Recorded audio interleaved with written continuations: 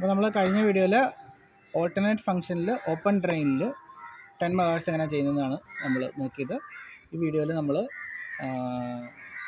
50 megahertz open drain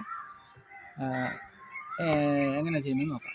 അപ്പോൾ അതിനായിട്ട് നമുക്ക് മോഡ് സെറ്റ് ചെയ്യേണ്ട 11 CFന് 11, അതായത് 1111, അത് എഫ് ആണ് അതിൻ്റെ വാല്യൂ എന്ന് പറയുന്നത് ഹെക്സിൽ.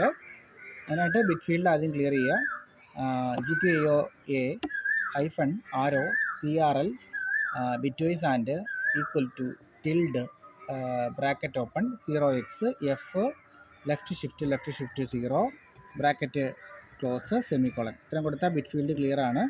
അതുപോലെ സെറ്റ് ചെയ്യാൻ വേണ്ടി GPIO A -RO CRL bitwise or equal to bracket open 0x F